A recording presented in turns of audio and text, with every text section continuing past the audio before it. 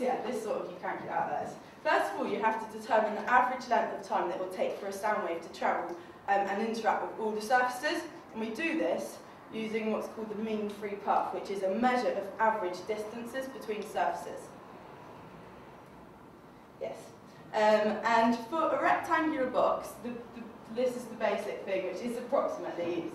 So it's mean free path equals 4 multiplied by the volume of the room divided by the surface area. Although I should mention that this does assume that the sound is going to, all the angles are the same and all the points of incidence are the same. Yes. And then, if you divide this figure by the speed of sound, this will give you the time between all the surface interactions. And then when the sound reaches each surface, a certain amount of it is going to be absorbed and a certain amount is going to be reflected back. This happens at each surface, which means that the sound will decay exponentially. So, a combination of the time between reflected surfaces and the exponential decay can be used to calculate the reverb time, which is where the Aural formula comes into play, because it's that concept which it uses. And in the formula, and you can have, in the RT60, in Sabine's equation, it's called the RT60 because that's just the set figure that you use, that you measure from. But with this, you can have any amount of ratios. The most common is 10 to the power of 6, sorry, 6 is a bit smaller, but that is just 60 dB decrease in energy. Yes, so here's the actual formula. So what you do is, this bit here, the minus should actually be at the top. It should be minus 0.161. So yeah, don't worry about that. And the E and the line above the A, don't worry about either.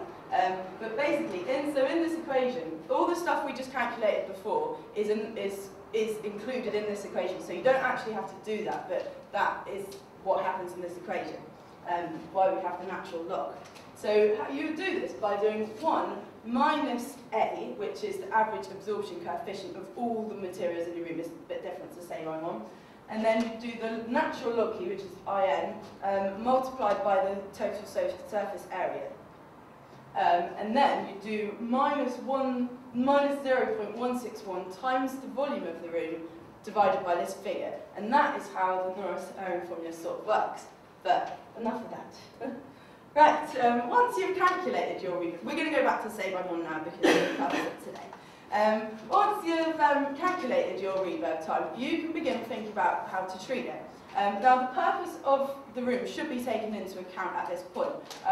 Rooms used for speaking often benefit from a lower reverb time. Rooms used for slow music benefit from having a long reverb time. If you have very fast, articulate music in a very long reverb room, then the music can often become blurred and not very well distinguished. And even back in the day, in the classical times, composers like Bach, he actually, when they used to write his organ works, because obviously churches, we all know, have a big reverb time, they actually used to take it into, and this was before the studies happened, they used to take it into consideration when they composed, and they say they used it almost like another instrument. They imagined it happened, which I thought was quite cool. Yes, but obviously the amount of reverb in your designated room is completely personal. It's down to personal taste, really. Right. Okay. So once you've thought about that, then you can calculate an absorption budget. Now to do this, you simply take, say you want a reverb time of 0.41 in your room, and so you look at your total open window area, 16.68. And say the problem, it's not really relevant here, but the problem is 250 Hz. So you would work out the difference between that open window area and that open window, the one you want and the one that you don't want. You work out the difference, and then you divide this by the average absorption coefficient of the material that you're going to use to help absorb the reverb. Yes. And you should, obviously the material should really relate to what you're trying to absorb. Yes, and then hopefully, once you've, and the figure that you get when you divide that number by the difference between the total open window areas between the absorption coefficient, you then put a metre squared next to it, and that's the area the, say, wood panelling that you're going to need to put up. And once you put it up, then you can do all that again, basically, and then you can plot it on a graph, and hopefully it should look a bit more like this. It's, as you can see, it's a lot more even and would be a more balanced listening space.